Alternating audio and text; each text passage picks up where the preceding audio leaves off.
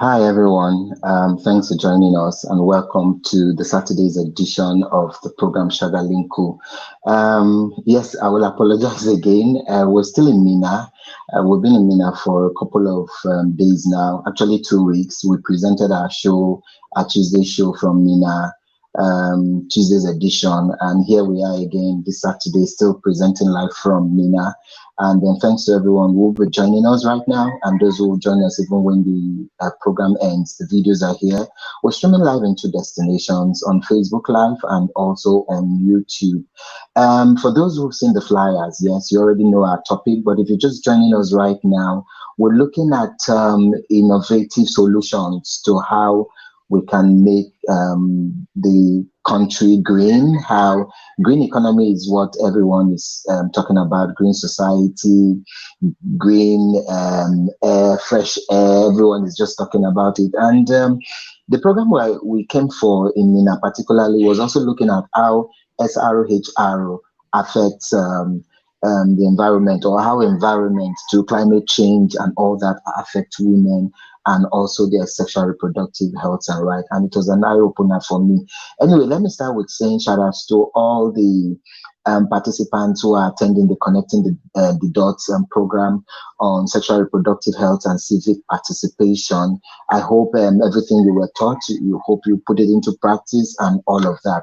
Anyway, I'll be having 2 guests here. One is already here, and then while we go on, we'll wait for the other guest. I already have Ikenna Ugwu. He's the programs manager of Ogadagidi Global Empowerment Initiative, and we're expecting Ogechi Nwonye. She's the founder of Green Axis, and she's also an environmentalist. So if she joins us, we'll be talking about, hey, Ikenna, how are you doing? Good to have you. Very well, Ambassador Gambari. Good to see Welcome to the program. Can you hear me? Yeah, yes, I can hear you now. Yeah. Welcome. So I like you to, you're welcome. Yeah, so I'd like you to tell us a little more about yourself. If there are current projects you're doing, we'll let our guests tell us a little more about themselves, the organization, what they do currently, and then we'll take up the discussions from there. Okay, the line was breaking, but I guess you're asking what we do in my organization. Yeah. Okay. Yes. Okay. So yeah, I understand the name of our organization is quite heavy for people who don't understand Igbo like that. So we are called Ogadagidi Global Empowerment Initiative, and it's a non-profit organization where we are working to promote gender equality via health services, education, and of course, youth empowerment. But then where I connect with environment is because I also coordinate volunteer activities for Green Environment Network here in Enugu, and a lot of the work we do around climate change is under that platform. So it's interesting to be here and a good time to discuss solutions to having a green society. And I think there can't be a better time than now to begin to consider some of these issues that people begin to live their lives sustainably. So it's a pleasure. I think I'm looking forward to a very exciting conversation. Thank you so much for having me, sir. Yes, thank you very much. And yes, to our viewers, you can drop your comments in the comment section and we'll read them. If you have questions for Ikenna, you're free, just drop them. And as we go on the program, I'll read them. And please do share the video for everyone watching us right now. Do share the video. We also understand that our viewers cut across the world. So some are sleeping right now, but they'll wake up later on. The video will be here for everyone to watch. We have viewers in the US, Philippines, Canada, and all that. So when they wake up, in fact, that's the time they always bombard me with inbox messages. So yeah, just watch, and whatever message it is, we will always send it to our guest. Ikenna will be responding. So Ikenna, let me also ask you this, and it's a good thing that you guys are working on environment and climate change and all of that. Why is the subject pertaining climate change and environment still not like a sellable thing for young people. And young people are into sports, entertainment, a lot more youth development, but no, very few people are talking about climate change. You get into a gathering and you ask young people, how does climate change affect young people? And they tell you, will climate change help? But they don't understand the impact of all this and the dangers. You find people throw things everywhere. You find them not observe some good rules. You find people stuck in things in the gutters. And when you tell them about these causes that it will lead to flooding, some don't even take you serious. So why do you think people generally don't take environmental issues seriously? Well, thank you so much, Ambassador. I think this is very, very key to what is happening at the moment in our society. Young people in particular, I am very particular about young people because I know that they are the people who can drive whatever change that we seek to have. And they don't care much about environmental issues because of information. Please mark it, information. People lack information as to what are the dangers, why are we talking about environmental action, why are we talking about climate change, and how does it affect us? Yes, some of these young people in universities and even colleges, they were taught about climate change, but it remained at a very theoretical level. How many of young people can now tell what the impact of climate change is? Why are we talking about having more trees in the environment? Why are we talking about reusing plastics and all that? Why are we talking about recycling? Why are we talking about having more renewable energies? So these are the key. If people understand the impact that these things have on the environment and on our lives, and of course on the future generation, I bet you everybody will sit up and begin to act. So the moment we begin to get liberal with the information about climate change, about environmental sustainability, I think it will be the time that when people begin to wake up and begin to understand that, yes, we are living, but then we are living in the face of real danger. Real danger. Climate change is no longer a theory. It is something that is facing all of us, and we need to wake up to that reality and begin to act sustainably to be able to save not just our own life, but the future of our generation. Yes, thank you very much for that. And it's a good one. I was going to read some of the messages that people dropped here, but I'll come to that later. And this is to also say that if you want to send a text message, the number is also scrolling on the screen. And we have Ikenna Ugwu, he's a programs manager for Ogadagidi Global Empowerment Initiative. I hope I got that well. It's a job breaker anyway, but I'll hear better now. It's better now. Ogadagidi, there's a way you called it faster than me, and I will let you before we finish the program. Ogadagidi, yeah. So yeah. Better. So keep your messages coming. We'll be reading them as the program goes on. We're looking at innovative solutions and how we can make our environment cleaner and greener, because green is the color for now. So Ikenna, let me also ask now, when people hear innovative solution, what comes to people's mind? What do you think we should tell people about innovative solutions? Because the world is just moving. What used to happen 20 years ago isn't what is happening now. Strangely, you find young people who are not also who don't want to move with the change. It used to be manual typewriter those years, and then electronic typewriter came, and now we have computers, and from computers, it's getting smaller and smaller and smaller, So what is innovative solution?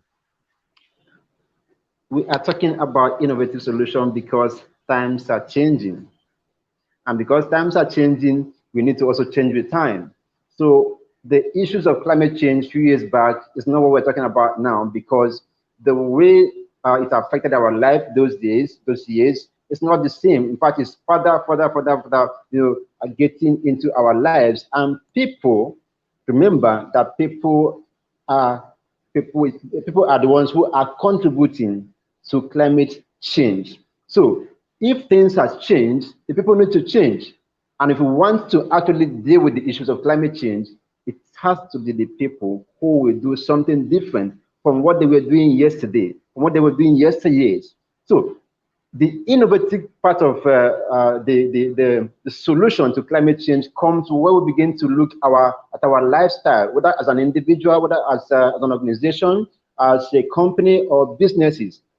We must begin to seek new ideas that will give us, a new learning to how we see things in a way that is more sustainable.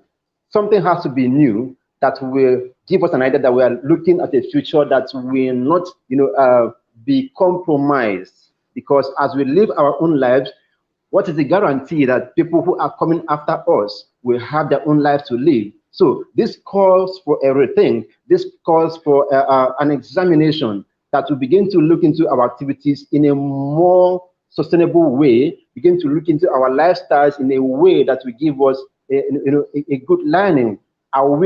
Is our life compatible with what we want to see in the next 1, 2, 3, 4, 5, 20 years ahead, 50 years even? So innovative solution comes in when we begin to think about new ideas, think about new products that are more sustainable for our living.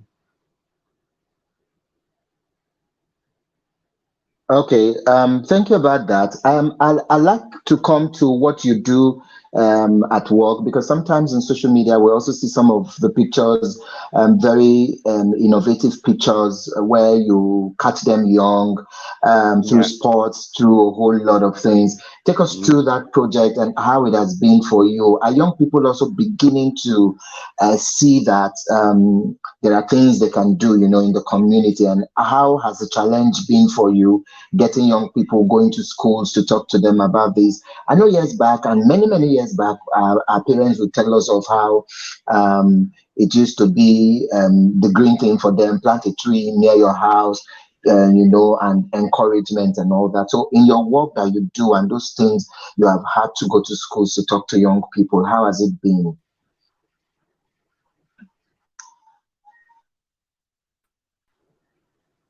Well, thank you very much. I was up, and of course, it's still a struggle because until they know, they won't act.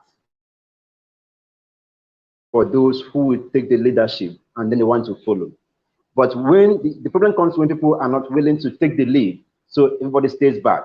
So the work we do with Green Environment Network is a very innovative one. Yes, I say innovative because, of course, many people and platforms are talking about having a greener environment, planting more trees.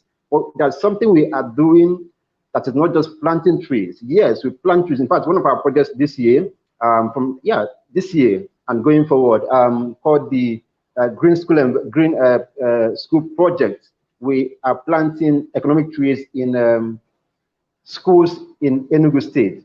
But that is not enough, because we know that if you plant the trees today, chances are that tomorrow those trees may be cut.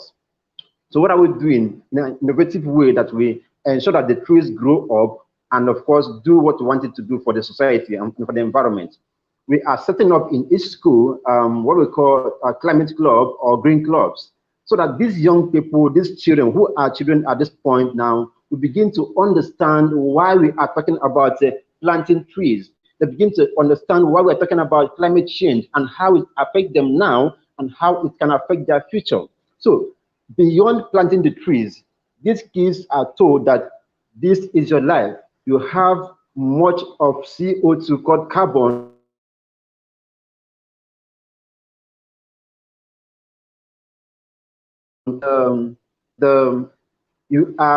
You stand the risk of having carbon trapped in the environment, which eventually makes the weather hotter, and that's what resulting to what we call the climate change. So at this point, you are getting young people to begin to understand that having a green environment is important for their life now and for the future, and for them to take ownership of the project. So it's not just that we have planted the trees and then that we are gone, but then we are giving them an orientation, a sustainable culture that they will have to live with, and then take the message forward. So far, it's a good beginning, because a lot of schools that we have gone to, they are beginning to appreciate us, but they're asking us to come back again, to come and plant more trees. But of course, we know this is a project and we need more money to fund these projects. We plant a minimum of 4 economic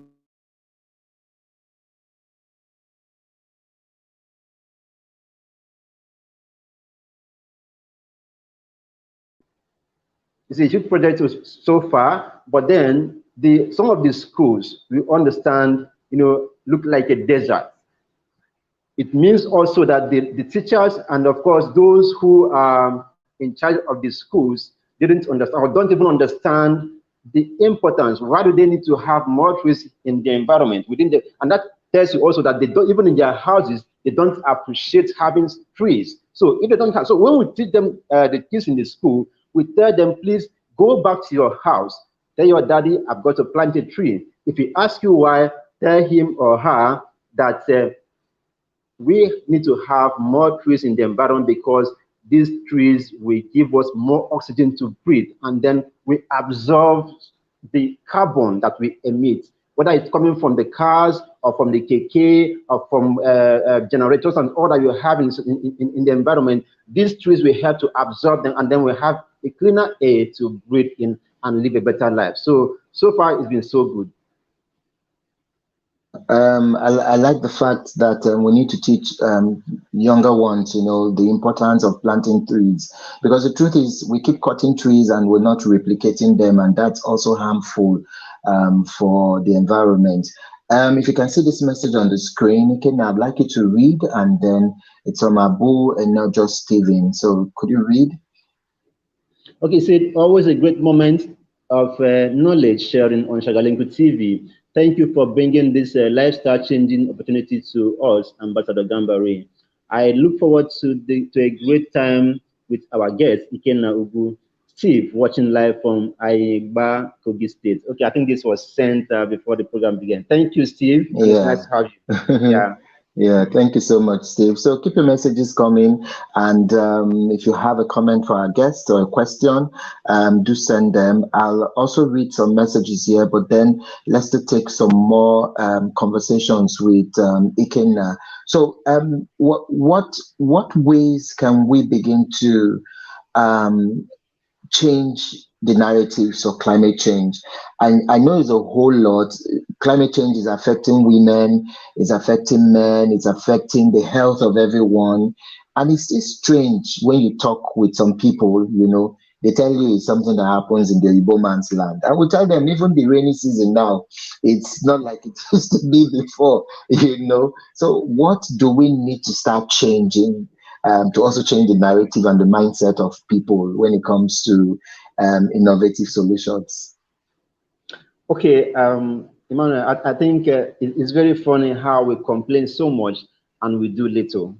All right, the farmers in my village are crying and wondering why their crops are infested, or why flood is coming all the way and washing everything away, and they are complaining and asking, why do we have poor yield? Why is the weather so hot? But then, what does that tell you? At the moment, they don't understand that there's a reason, that for every effect there is a cause. And we are telling people that climate change is bringing a lot of consequences. There's so much catastrophe that this has brought. And what we are doing now is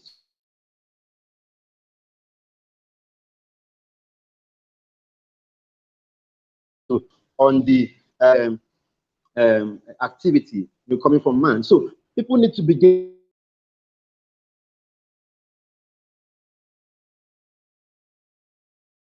their activities. How do you live? So the orientation will begin to change if we begin to re-examine our lives, if we begin to re-examine the way we live, even to the points of what we eat. But I also still agree, and I maintain that it goes to show that we have so much to do in terms of awareness, in terms of campaigns that will begin to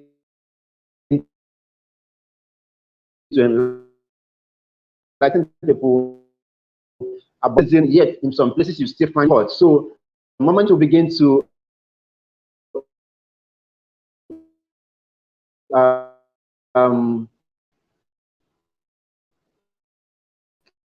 raise very key way. I think is the first step that we should look into now is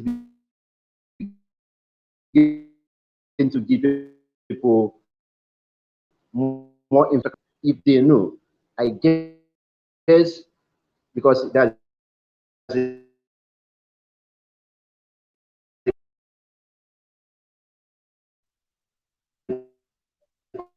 balance in my. So when people know that these are the dangers, definitely they will begin to take actions. Some will begin to ask you, what do we do? What do we do? So let's begin to throw out the information about climate change. The world generally is clamoring and talking about having a sustainable life, a green society. And when we talk about green society, it's not about the color green. It's about sustainability, living a sustainable life. And what does it mean to live a sustainable life? Sustainability concepts steps from the idea, company, organization, or businesses having that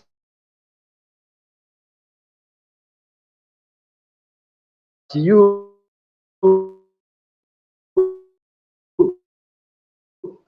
achieve what they want to achieve. So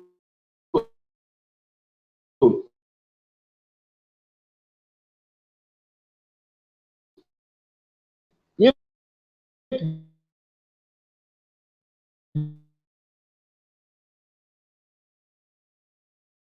the activity of your business or your organization or your company or you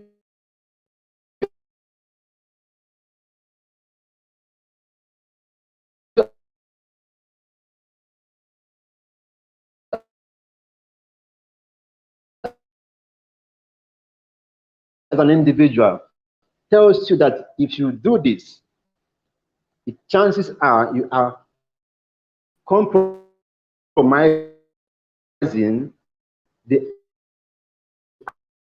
ability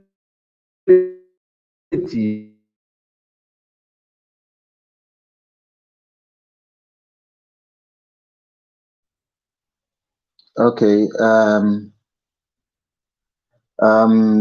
Ikenna's network is a bit bad there. So while we wait for Ikenna to connect back, in case you just joined us, you're watching the Saturday's episode of Shagalinku TV, and we're looking at innovative solutions and how we can achieve a green society.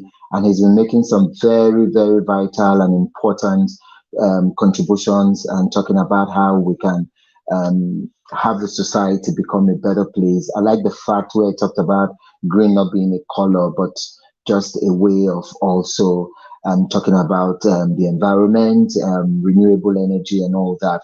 Ikenna, I'm waiting for you to come back. I want you to talk more on renewable energy because while you were talking, your audio was flipping in and out, and I'll need you to repeat that part of it and also let us know.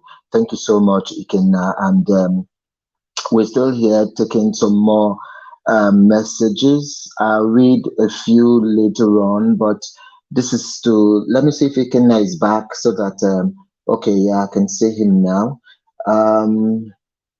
Sorry, while you were talking and the network went off. So, yes, I needed you to come back on where you talked about green not being just a color, but a symbol of a whole lot of things. So just take us through that again. So why we are talking about green society, so that we don't have a misconception. It's not about the color green. Nobody's asking to go paint the society green. No. We're talking about living a sustainable life. It means you are living a life that will give you a chance as a person, as an organization or company or business to achieve your own aspirations and dreams, while at the same time not compromising on the opportunity of the coming generation to also fulfill their own dreams and ambitions. What are the chances that after your business is gone, your company is gone, the people coming 20 years later, will they still find the earth, the planet called Earth, to live and do their own businesses? Which is why, we talk about the other day. I was telling people why I also work around education, but I find that there's a strong link between education and climate change. And what is the point of all of us studying to become this and that for a future that may never come? Because by the time all these schools are flushed away, Well, what is the need of the study? So we need to begin to take climate issues as a matter of priority. And it is not something difficult. It's not something distant. You don't need to, it's not even about big ideas. There are very simple key ideas, things you can do in your home, even as you walk along the street, that can help make impact. Yes, we call it small actions, but then big impact. As simple as beginning to change your diet style, as simple as drinking your sachet water and then having the sachet put somewhere, disposed somewhere that can be picked up, reasonably, sustainably, so that people can begin to manage their waste effectively. Because the more of this waste you have in the environment, the more you begin to have more carbon, more emission, carbon in the air, and it makes the environment very, very unconducive for all of us to live in. You find that in no time to come, we will not have the planet called Earth again. But then, let me remind you, there is no planet B. We have only this one. No planet B at all. Yeah, thank you very much. I wanted to read a few messages here, and I'll come back and also ask you what the government can do, because in all the geopolitical zones, we seem to have different challenges, when it comes to environmental issues. So you'll find, like in Niger Delta, oil spillage and a whole lot going on that they can't even fish or farm. And then in some parts of the southeast, you find erosion and all that. Even in far north, that people just think it's not really that side of it, but you still find erosions even in the north and all that. So what do you think government can do about that? But just hang on, let me appreciate a few people. Ahmedu Monday from Kaduna is also watching. Mohammed Shamsuddin Ibrahim says, anticipating this wonderful session. I got another one here, but this other one is from Yazid. It says, watching you all the way from Zamfara. My regards to Ikenna. Thank you. And Aminu is also here. Aminu Ibrahim. He says, I'm watching from Katsina, and I like your guest to talk about erosion. I just heard you asking that now, but that was what I even wanted him to talk about. Aminu Ibrahim. Okay, so Ikenna, could you just respond what you think about the different climate and environmental issues within the regions and zones? Yeah, thank you. I didn't get the name of the guy that asked the question, but then I think I understand the question. Aminu Ibrahim. All right, Aminu, thank you so much, Aminu, for your question. The thing is, before I go to what government can do, I need to also ask, what can we do? What can I do? Because remember, we are the government, as a matter of fact. So just this morning or this afternoon, I was on Facebook, and then I saw a friend of mine who posted something on his story, this status, and he was showing some part of Jalingo that it was raining, and then it was flooded, and the guy was lamenting. And you know what he was shouting? People, please, you need to mind how you dump refugees in the gutter, waterways. Please reduce how or stop dumping refugees. That told me that this guy understood that the people are responsible for the flood that is coming now on them. But then when people begin to take garbages and their refugees and begin to dump them in the gutter or in the waterways, they don't care, because they think, okay, let government come and carry their thing. But then at the end of the day, you find that it's coming back to you. It's like throwing stone in the market. You never know who it will hit. But perhaps, who knows who will be affected by this flood, today. But I hope nothing serious happens. But the point is, before we talk about what the government can do, we need to also ask ourselves, what are we doing? Are we contributing to this flood that is coming to us? Yes, because we go around the streets, and the environment will find everywhere. You come out of your gate or your household, and then you just carry the waste, and then you dump it somewhere indiscriminately. You don't care, because you don't know that this thing is the city is structured in a way that there will be waterways where you can have water to flow through, probably to the rivers. But when you block these waterways, it means that water will now have no way to channel to go through. So issue of erosion, It's everywhere. Enugu, Anambra, name them. So, but while government is working to help us with policies that we ensure that we have a good environment, we need to also begin to rethink how we live. Our friend who's supposed to be here, Ogechi, the good work she's doing at Green Ashes, talking and working around recycling, and waste management. How do we begin to manage waste properly so that we begin to have this waste put in the proper places? The government can do what they can do, but we have a role to play. We have a role to play as individuals. We have a role to play as businesses, organizations, even companies. Your business, your small business, your company. How do you live the life of that business in a way that is not affecting the environment? Sometime last month or two, we were at a motor park, doing our regular cleanup, and we were telling the people why they should not put these things in the waterway. And some of them were just looking like, "What are you talking about?" Well, we're talking about your life.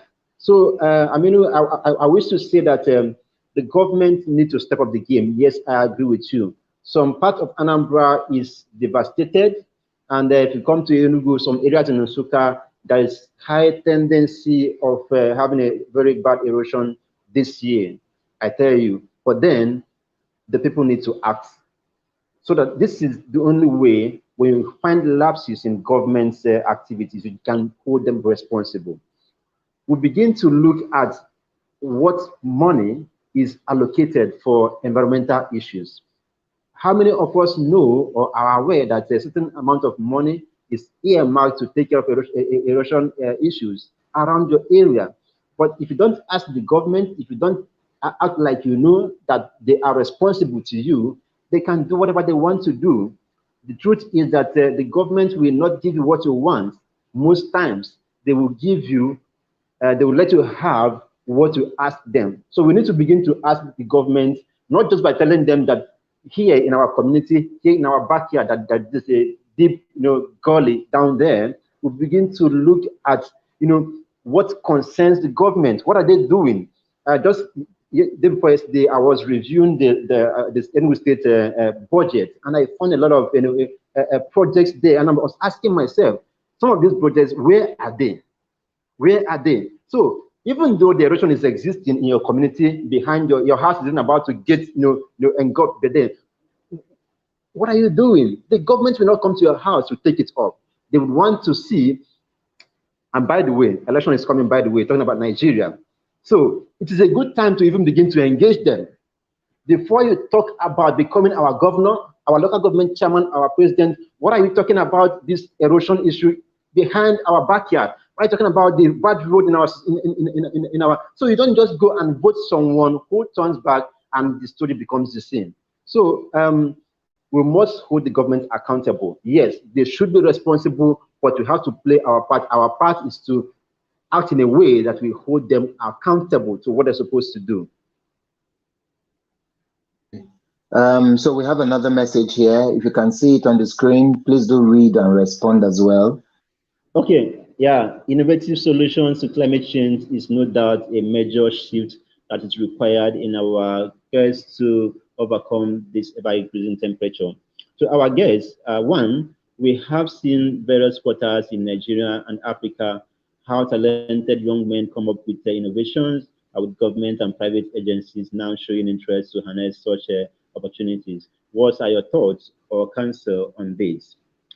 Two, how can we integrate entrepreneurship to innovation, to innovative solutions to climate change to maximize results? Thank you very much. This is coming from Enojo Stephen, Abu Enojo Stephen. Yeah. Thank you so much, Stephen. Yeah, very interesting question. Very interesting question indeed.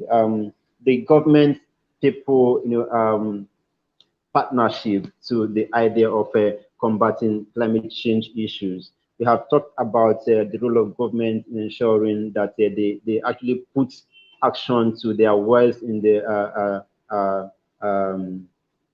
Climate Act, and to a large extent, I must say that the government is not forthcoming. I will give an instance with my own state where we have tried to get government to do more and have platforms that will manage wastes, because a lot of what comes up with climate change are issues of waste. And these are the things that we can control as human beings. As a matter of fact, it is our activities that are causing these issues. So if we control our activities, definitely we will have the climate change under control. So government and young people partnership, I always say that in today's world, collaboration is our new tribe, and we need to leverage on that to move forward. We need to begin, like I mentioned before, to engage government the more, the more. Now, especially that election is coming, take Anambra, for instance. What are the issues? What are the burning issues? It will surprise you that none of the aspirants are being engaged on their idea, on what they want to do, their ideas and solutions to the threat that the climate change is posing across Africa, across continents, even across the world. The young people are beginning to raise their voice, but then it is never over until it is over. So we need to begin to get closer. How do we even begin to make the space, conducive for young people? Because naturally, the government doesn't want you to come closer, but we are working hard to see, that the shrinking civil space is it doesn't happen, because truth is the civil space is gradually beginning to shrink. But then the voice of young people should rise more to engage government in dialogue. We are not criticizing the government. We are asking them to say, please look at these issues. If you become governor, if you become president, if you become our local government chairman or senator, what are you going to do? And when he gets there, you begin to hold, this is the time to begin to hold him responsible, accountable to what he said he would do. Right now that you are the governor, this is what is happening here. And I've seen the budget as the state has. It is said that 100,000 naira is to be used to take care of this gully erosion in my community. And we are not seeing the work done. Probably the government will say, okay, we had the contractor, in the field, what happened? It is the duty of the government to also supervise the work that they give out to contractors. So where we have government people partnership to ensure that we mitigate the issues of climate change. And by the way, sometimes we don't understand whether we should be talking about climate mitigation or even adaptation, because some of us, the low-income countries contribute far less to climate change than some of the global big names. You understand? So from my understanding, so I think we should be talking much about adaptation.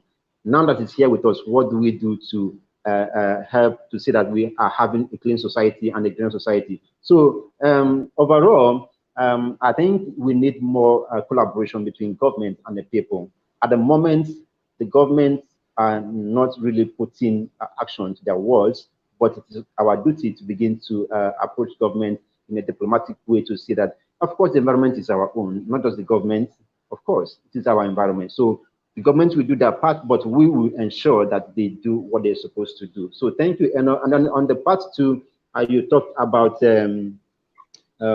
what's that again? Yeah, on the second question, entrepreneurship, how can entrepreneurship to yes, innovative solutions. Yeah. solutions, yes. And this is the big part, because most of us don't understand that every problem comes with an opportunity. And a lot of people are also beginning to take advantage of the situation and beginning to make a lot of money, even out of the climate change. Yes. So how do we begin to leverage on the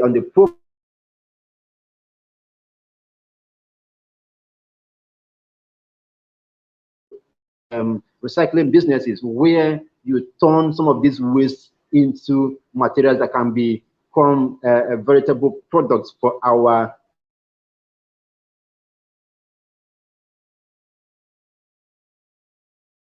guys who are supposed to be here. Exists the work they are doing with their recycling company in Enugu here, as little as their effort is, apart from it being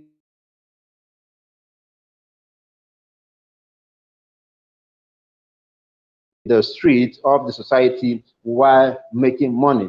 So, and while we go to school, the last time we were in school, sometime 2 weeks ago, I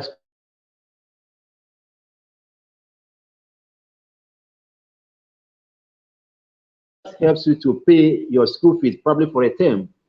Do you understand? So, and these things, some businesses are beginning to take it up. I was also reading this afternoon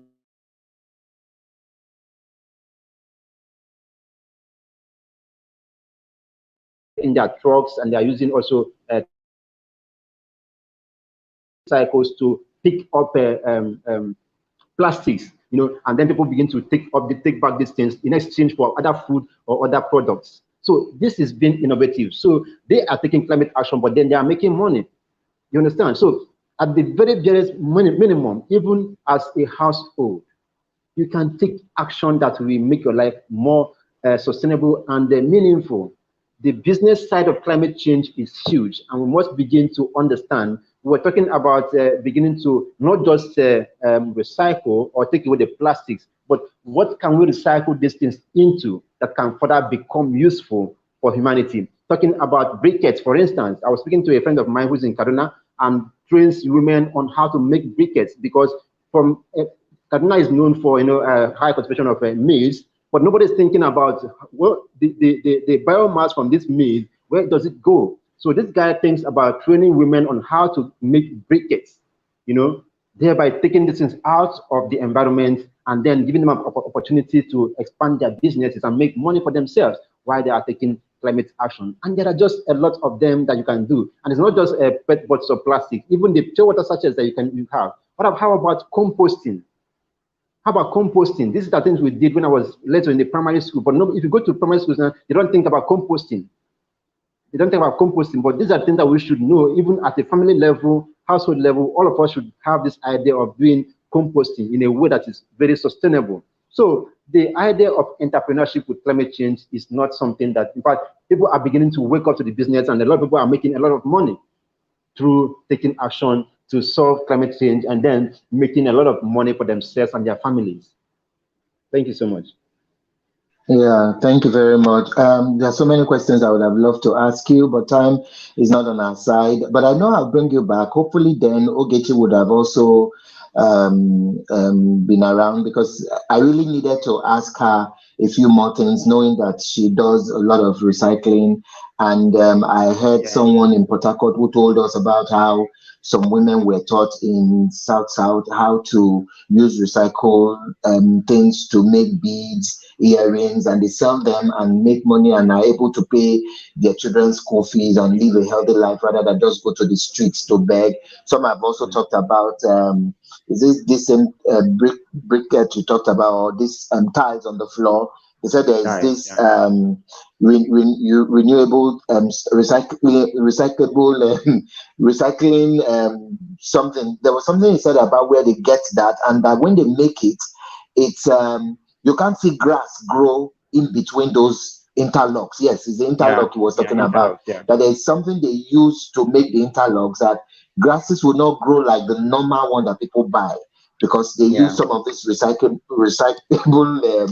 products. Yeah, so I really wanted Ogechi to be here so I could ask her all that, and particularly about what people can do to also help women, empower women through some of these things from the environment. But hopefully maybe when we have her next time, we could do all that, because a lot of times we also leave women out of some of this policy making, some of these issues that surround us, young girls as well, how they can also learn. Okay, look at menstrual hygiene issues where young girls, a lot of young girls can't find pads or can't afford sanitary pads. I just believe there could be innovations where we could begin to find what young girls can use in place of sanitary towels, and it becomes so good. And exactly. So I will still bring you back to do all that. So, but as we wrap up now, what will be your parting words to everyone watching? I think that's something everyone can do. You look at me, I have my water can. It's not because it's fanciful. It's not because I love to have it just because I want to have it, but because I am conscious. I want to practice what I preach.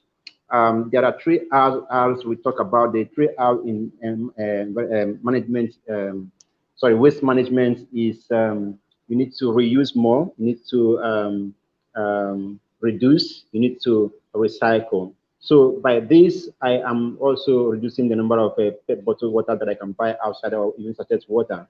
And also, where you buy your pure water, your sachet water, please, you need to be conscious of the environment.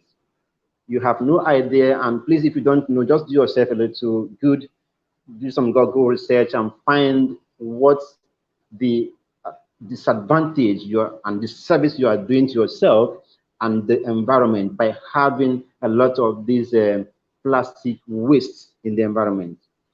Please, if where possible, eat less meat. Can we begin to have a lifestyle that will be more sustainable? People need to eat less meat. There's a lot that comes with meat and having livestock. A lot of methane is being released in the air and in the soil, and that is a big problem, and it releases a lot of greenhouse gas in the atmosphere, and that is dangerous, and that's why we talk about climate change. So please, as much as you can, let your lifestyle be sustainable. And what it means is that you begin to live in a way that will give the coming generation a chance to find that this earth is still there, and then, of course, that it is good enough for them to live in and achieve their own dreams. Thank you so much, Emmanuel, for having me.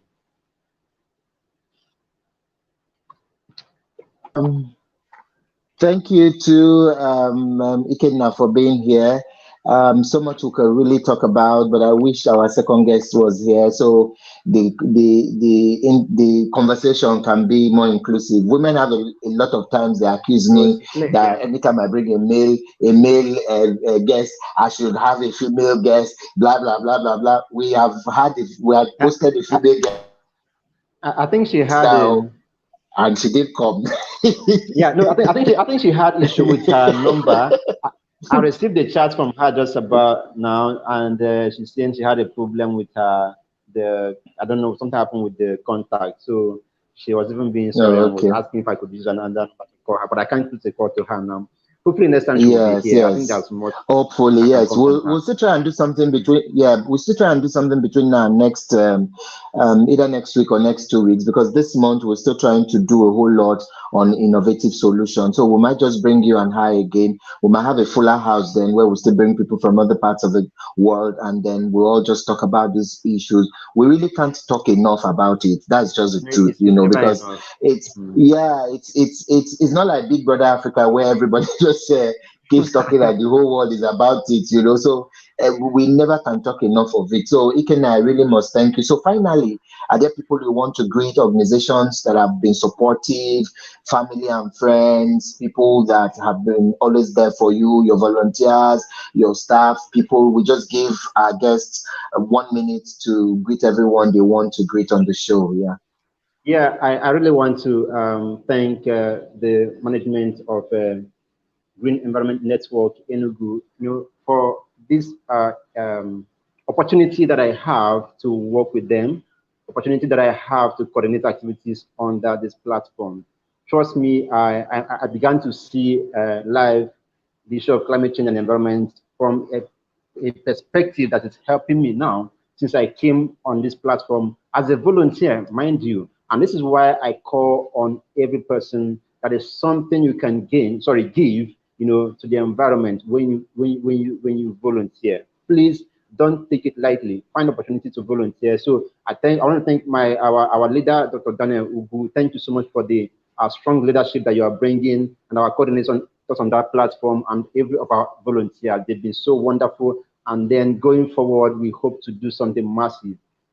Thank you to everyone, our staffs at Ogadagidi Global Empowerment, for giving us the opportunity to always do what we know how to do best in terms of ensuring gender equality around society. Thank you so much, everyone who is watching and that been part of this program. And Emmanuel, I can't thank you enough for this great work you're doing, taking the message to the whole world. It's a huge work, and then I think it's a commendable one. Thank you so much, and of course, remain blessed. Yeah, thank you. And yes, finally, I got these messages here, so we'll quickly just read it as we wrap up. This one says, it's from Rita Chinyere. It says, hello, good day, sir. I'm Rita Chinyere. I'm enjoying the program from Enugu, Nigeria. Okay, Rita, thank you very much for sending that. Rita. And yeah, so I really want to thank everyone who's joined us. I thank my guest, and yes, to Abu Steven, thank you so much for finding time to also send your messages. The videos will still be here. Please do subscribe to our YouTube channel, and then click on the notification button so that whenever we come on live, you will be notified. And yes, we're on all social media: Facebook, Twitter, Instagram, YouTube, and all of that. It's Shagalinku TV. Like our page so that every time we have an edition, you see the flyer and the guests and all of that, and you'll be able to join us. The videos are also here after the show, so you can watch after the program. For our viewers who, they're in the US, Canada, and all that, that sometimes they are like 8-9 hours difference. The interesting part is that they watch after the show, and then they keep sending in inbox messages, and sometimes we have to reach out to our guests to beg them to come do a part 2, because sometimes the viewers send in messages that I think it's just appropriate for our guests to respond to. So we tell them, no problem, we'll bring our guests a second time. So that's why sometimes you find us bringing our guests a second time, because of some of the messages. I read these other ones here, and then we'll just wrap up. This one says, Steve from Chinyere says, thank you so much for this insightful topic and for including women. We've always included women here. Everyone knows us here, that everything we do. In fact, there was one month we were just talking about gender-based violence for like several months. And I got this one here from Sarah Sam in Jigawa State. She says, creating a green society is creating a healthy society. Thank you so much, Sarah Sam, all the way from Duse Jigawa. Thank you for joining us, although we're wrapping up now. So many messages even falling in the other line that I can't take now. We need to really go. I'm actually at a function in Mina, and I have to rush back as well. Today is the closing ceremony, so to say, of the participants who have been taken through the training of connecting the dots. Like I said, connecting the dots is a capacity building program where young people are trained to take their political space, talk about civic education, and talk about sexual rights and sexual reproductive health and rights, and a whole lot of other things, civic participation, how they can also hold government accountable and negotiate some of this inclusion for women, for young people, for persons living with disabilities, and a whole lot of spectrum. I really want to say, and I hope, for the participants, that I hope you take into cognizance and take into full context all that you were taught this past 2 weeks, and I hope you'll make us proud, and we'll see you all utilizing what we've taught all of you. So to increase, to connecting the dots in Mina, thank you all. It's been amazing. Yes, it ended in praise. I would have stood up for you to see my t-shirts. Yes, so this is a t-shirt for connecting the dots, and you'll see some more pictures when we get back to the hall. I just have to sneak out of the hall to complete Okay, people, thank you so much for joining us. So I see you all on Tuesday, God willing, for a fresh edition of the program. And thank you so much, Ikenna, Ugwu, for being there for us. I hope maybe next week or thereabout, we'll get you and Ogechi to come back, and then we'll talk about so many things I really wanted to ask Ogechi, especially for women and girls, that she could share more light on what she's been doing. But hey, it's well, she couldn't join, but then we'll try and link up with you guys again. So thank you all for watching, and keep the comments coming, keep your commendations, your recommendations. There's another word I wanted to also say. Just keep your advice coming. Whatever you think we can do to make the program better, just keep them coming, and we will always find a way to do all that. My name is Ambassador Emmanuel Gabari, urging you to have a beautiful Saturday, have a splendid weekend, and enjoy the rest of your day. God bless you all, and bye-bye.